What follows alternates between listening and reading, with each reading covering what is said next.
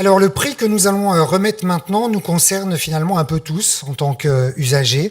C'est le prix des usagers.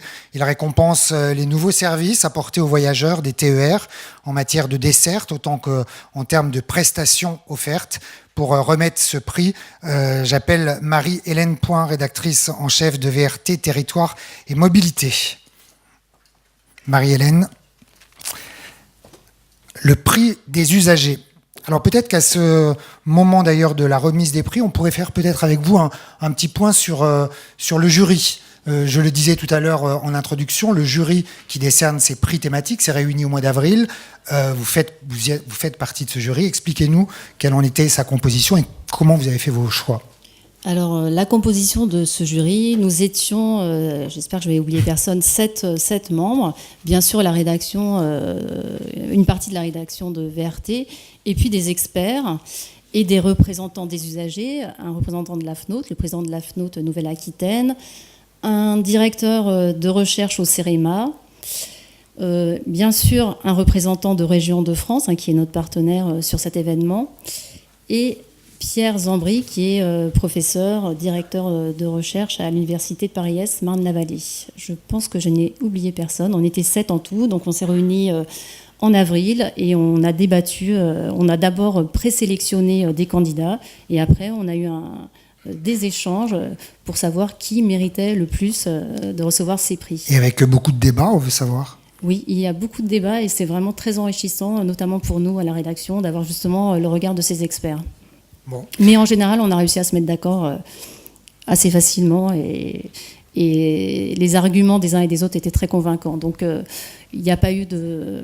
Enfin, tous les nominés étaient méritants, naturellement, mais voilà, il y en avait un qui sortait davantage du lot que les autres. Alors, avant de voir les 3 régions qui ont attiré l'attention du jury pour ce prix des usagers, qu'est-ce que ça représente pour la rédactrice en chef que vous êtes, le prix des usagers ? C'est essentiel puisque au fond tous les prix ne visent qu'à une seule chose, c'est d'améliorer la qualité au service des usagers. Donc tout ce qui est fait, c'est évidemment pour les usagers. Alors 3 régions ont attiré l'attention du jury pour ces prix des usagers. La région Grand Est pour un observatoire de la qualité participative, la région Bourgogne-Franche-Comté pour le bilan encourageant de la nouvelle gamme tarifaire TER Mobigo, Nouvelle-Aquitaine pour un dispositif de concertation connecté et interactif. Et le prix des usagers revient cette année à la région Nouvelle-Aquitaine pour un dispositif de concertation connecté et interactif. Pour recevoir ce prix, j'appelle Luc Federman, directeur général adjoint en charge des transports au Conseil régional. Monsieur, venez nous rejoindre et venez recevoir votre prix. Alors on a besoin de comprendre ce dispositif de concertation connectée et interactive. Vous avez mis en place à l'origine un comité en ligne pour les usagers et vous avez voulu le connecter un peu plus et le rendre plus actuel. Expliquez-nous. Très bien, bonjour à toutes et à tous. Alors, tout d'abord, merci pour ce prix que la région Nouvelle-Aquitaine et son président Alain Rousset dédient aux 60 000 usagers quotidiens des TER en Nouvelle-Aquitaine. Pourquoi avons-nous voulu refondre complètement le dispositif de concertation avec les usagers ? Toutes les régions ont mis en place des réunions de concertation au moins une fois par an pour parler des nouveaux horaires, des services, de la performance. Nous nous sommes aperçus d'un certain essoufflement de ces réunions parce que les vrais usagers venaient moins nombreux. Parce qu'on avait de plus en plus de professionnels du ferroviaire qui tendaient à venir, et une certaine technicisation des échanges. Et donc on a repensé complètement ce dispositif en voulant donc replacer l'usager au cœur de celui-ci et en utilisant complètement, on va dire, tout ce qu'offre aujourd'hui la technologie. Donc très concrètement, ça veut dire un mois avant chaque comité de ligne, la mise en ligne sur une plateforme de concertation de l'ensemble des documents qui sont présentés le jour des échanges. Ensuite, la possibilité de poster des commentaires avant, pendant la réunion, et ensuite de préparer des réponses, on va dire, le jour de la réunion au post, enfin aux commentaires qu'on a reçus.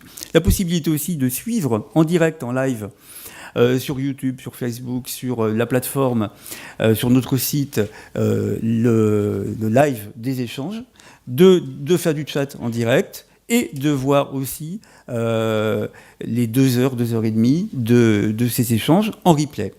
Voilà, donc c'est un dispositif qu'on veut vraiment complet, interactif, qui, je pense, a en grande partie répondu, en tout cas, à nos attentes au vu de la fréquentation. C'est ça, est-ce que les usagers se connectent ? Comment ils réagissent face à ce nouvel outil ? Alors du coup, est-ce que les réunions physiques disparaissent ? Non, pas du tout. Les réunions physiques sont absolument essentielles. Elles ont lieu, et bien évidemment avec nous en tant qu'autorité organisatrice, avec la SNCF qui contribue beaucoup aussi à ces réunions, SNCF Mobilité et aussi SNCF Réseau, et Gare et Connexion lorsque c'est nécessaire.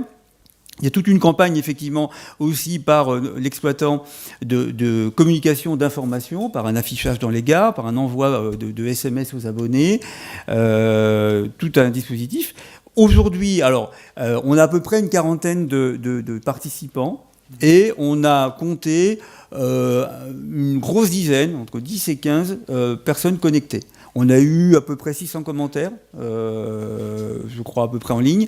Alors ça peut paraître timide, mais c'est un début, encore une fois. On espère bien le faire monter en puissance. On a une campagne de comité de ligne qui a commencé. Là. On en est au 3e de la campagne 2019. Et on voit déjà que ça frémit. Bref, on va faire monter le dispositif en puissance.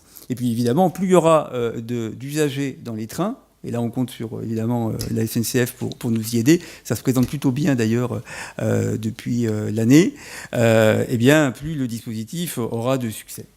Merci monsieur, la région Nouvelle-Aquitaine, lauréate donc de ce prix des usagers. Je vous laisse recevoir physiquement le prix, vous l'avez déjà.